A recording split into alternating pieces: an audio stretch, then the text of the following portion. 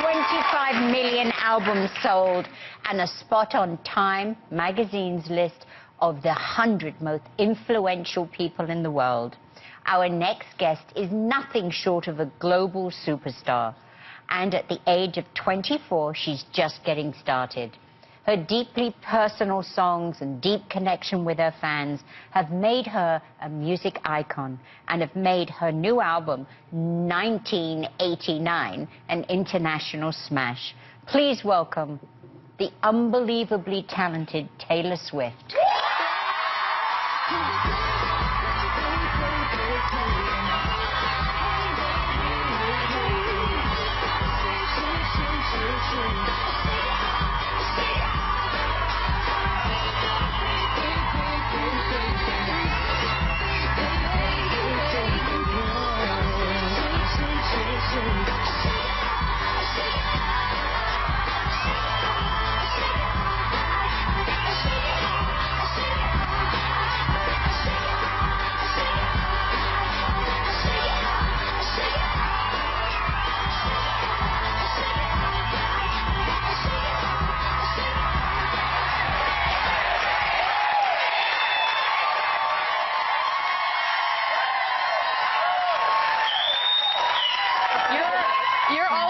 Tour T-shirts, which is an amazing touch. That's fantastic. Oh, we're so glad to have you. We're excited to get them. Yeah. Now, right off the bat, we want to congratulate you on your new album, 1989. And one thing I think is really cool is even though the album was completely clouded in secrecy, you actually found a way to share it with some of your fans before it even came out. So tell us about the secret sessions. Definitely. Well, first of all, I just wanted to say I'm a Friends freak, so seeing like Charlie Wheeler, I'm just like freaking out. I'm like, it's Charlie! Wow. Yeah. But anyway, back to your question. I did this thing called the 1989 Secret Sessions. It was an idea that I came up with when I was not even done with the album yet. I just knew I was so excited about the new direction of it. I knew I needed to play it for fans, but I wanted to play it for them way early, like a month before the album came out. And so I decided, after a lot of thinking about where can we do this, I want it to be like a real secret society type thing. And so I decided I'm going to have them at my houses. Everywhere I have a house, I'll just basically invite 89 fans to the house, wherever that house is, or in the case of London, it was in a hotel room. And I'll play them the entire album, one track at a time. Wow. And explain to them what each song is about. We spent like 5 hours together each time, took all these pictures, and it was the most fun thing I've ever done. So,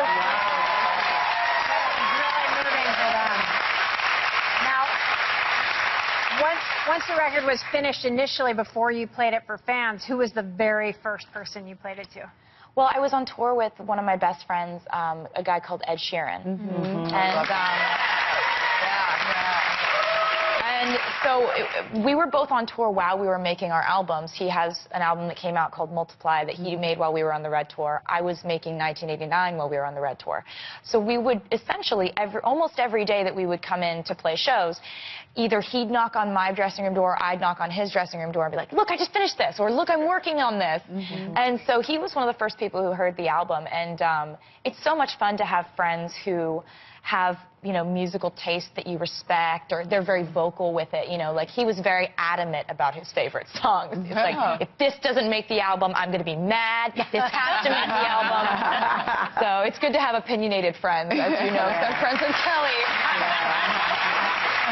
Now, Taylor, because you are touring, promoting, doing lots of interviews to promote 1989, you get obviously asked a lot of the same questions, which can be, I'm sure, hard on you, like saying the same thing at a different talk show.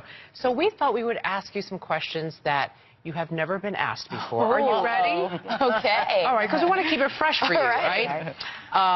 When you drop food on the ground, do you or do you not believe in the 5-second rule? Okay. I I think there is a split-second decision that is made in your head. It's on a case-by-case basis. If what you have dropped is sticky, do not eat it off the ground. Very good rule. Good rule. I like it. Otherwise, you make the call. It's intuition. You have to react quickly. Just go for it or don't, but don't wait. Good advice. Yeah. You do needlepoint. So who was the last person that you made something for, and what did you give them? My friend Ella, she goes by the name Lord when she makes her music. But I actually cross-stitched a giant Grammy cross-stitch for her when she won her 2 Grammys this year. Oh, nice. Now, this season you joined The Voice. Yeah. Who would you most like to do a duet with of the other judges? Pharrell. Oh, yeah. Okay. Tomorrow is Halloween. What will you dress up as, and have you ever considered going as Taylor Swift? Oh, my God. No, I've never considered that. You're a dead ringer. Thank you so much. I appreciate it.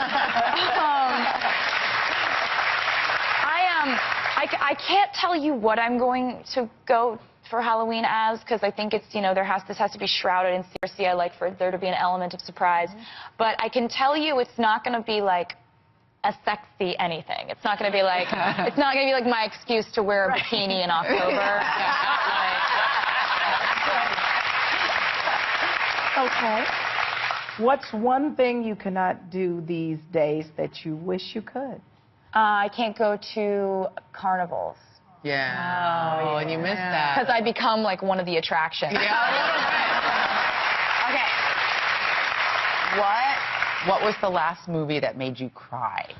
Oh my God, The Fault in Our Stars. Oh, yeah. And here's the thing, I went into it I've read this book. I know exactly what's going to happen. So everybody else who's talking about how they were devastated at the end of the movie, I got this. I know what's going to happen, so I'm not going to cry. And then cut to, I am heaving on a plane. Why did he have to die? He was such a beautiful boy. Their love was so strong.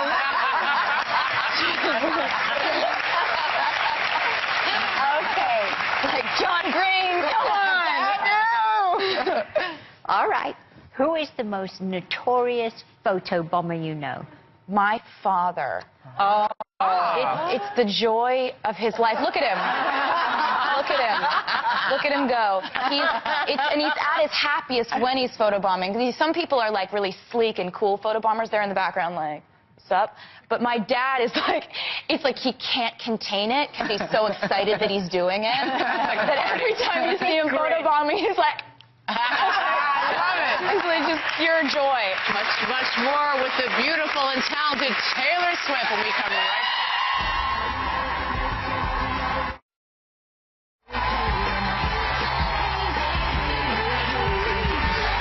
We're back with the very fabulous Taylor Swift. Do you remember the time that we were all out shopping, but separately, and we bumped into you, and I had Ozzy with me, and Kelly was there, and we all had chats in a store.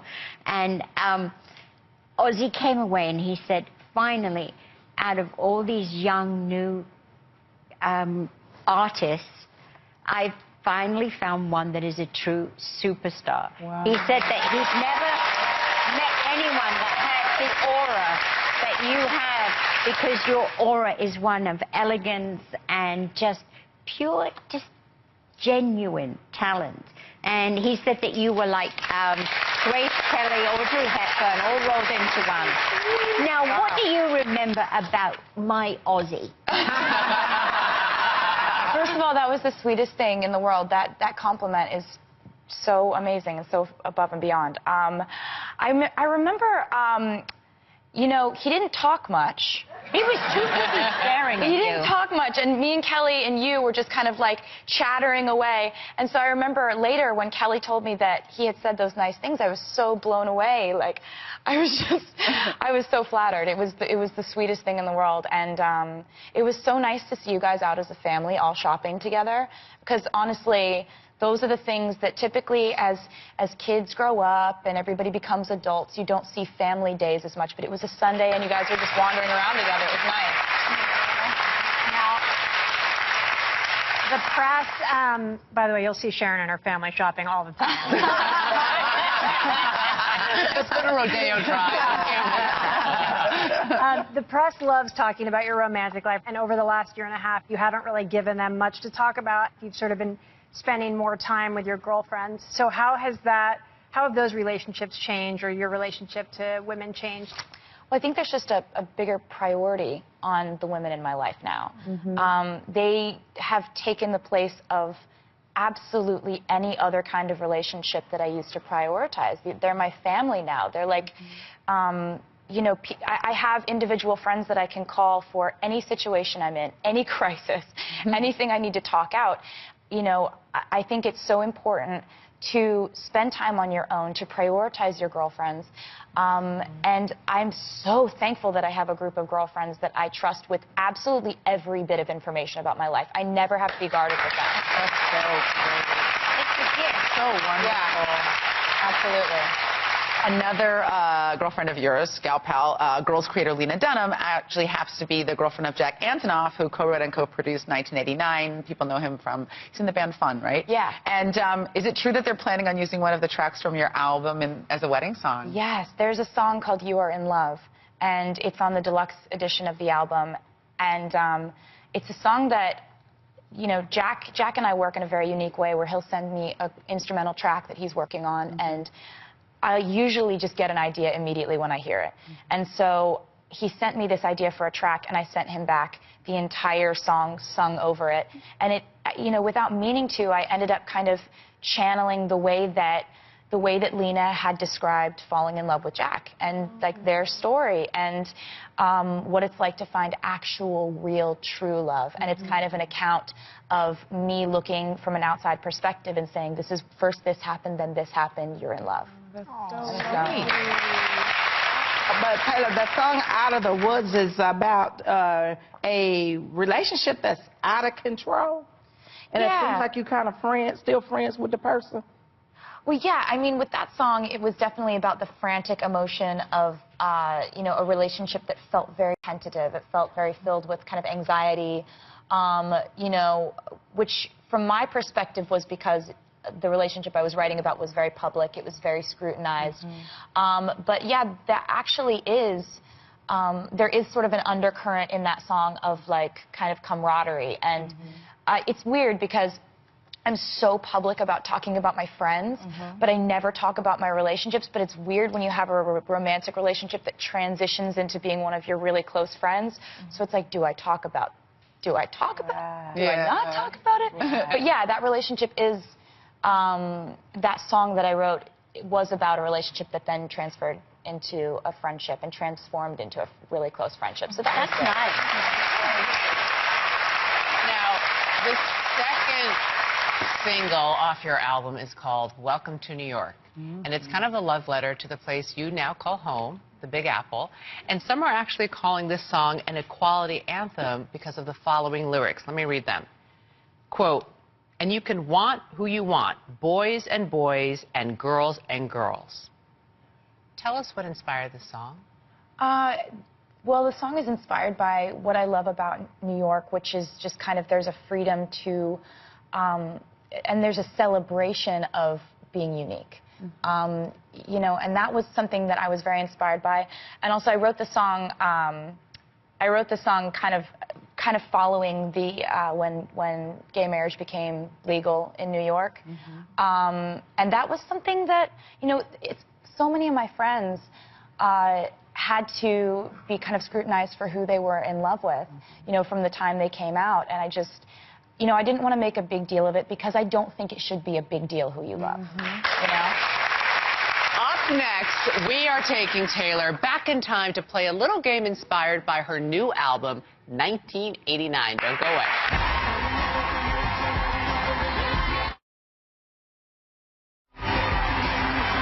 We are back with music megastar Taylor Swift. Now, Taylor, The title of your new album is 1989, which is the year that you were born. And you also say that you have been inspired by a lot of music from that era.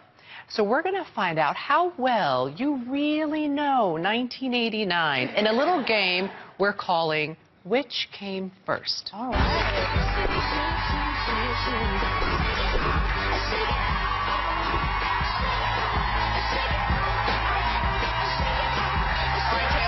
For the challenge? Yes, I am. Okay, here's how we're going to play this game. You will pull on that number 1, which serves as a lever, and we'll reveal a picture of a random item. Your job is to tell us which came first, you or that random item. Okay. If you guess... So my birth or that? Yes. Okay, so, all right. Should I just do it? Not yet, not yet. Hold on, because there are stakes here, Taylor. Oh, there are stakes. Okay. If you get 5 out of 7 correct, then our entire studio audience will be going home with the deluxe edition of your album, 1989. So there's a lot of, pressure on the line here.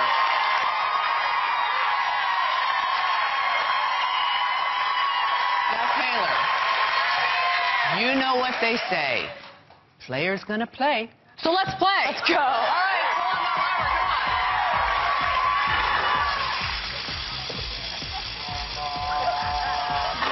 come on. Okay, which came first, Taylor Swift or the Disc Man?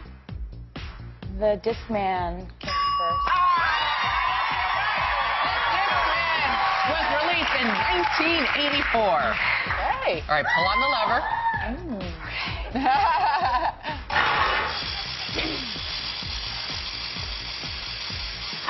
Oh. Which came first, Taylor Swift or Jennifer Lawrence? I did.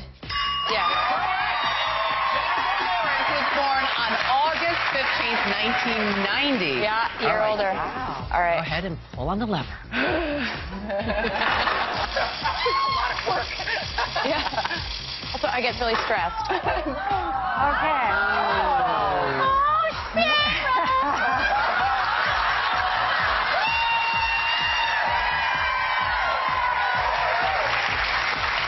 I don't recognize that. What is that? I wasn't the one that chose this, by the way. Which came first, Taylor Swift or the show Roseanne?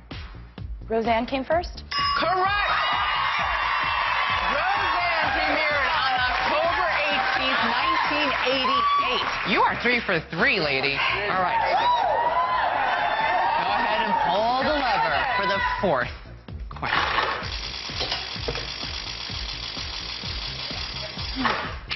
All right, which came first, Taylor Swift or Pretty Woman? We know her time with this. Come on. What is it? Is it, Fine. was it? You're not shouting coherent things. You're not helping. I don't know what you're saying. I honestly, it's hard to say. Let's say, I came first. Yes. Came out on March 23rd, 1990. You are 4 for 4. Right? One more correct. And this crowd's getting this. Go ahead and pull the lever.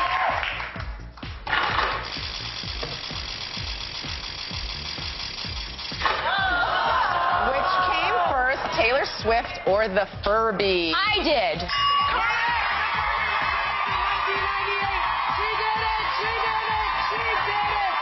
Since Taylor answered 5 correctly, the entire studio audience is going home with the deluxe edition of her new album, 1989, which includes 6 bonus tracks and is available exclusively at Target. For your chance to win this CD at home, go to thetalk.com. Taylor Swift, thank you so much. We'll be right back.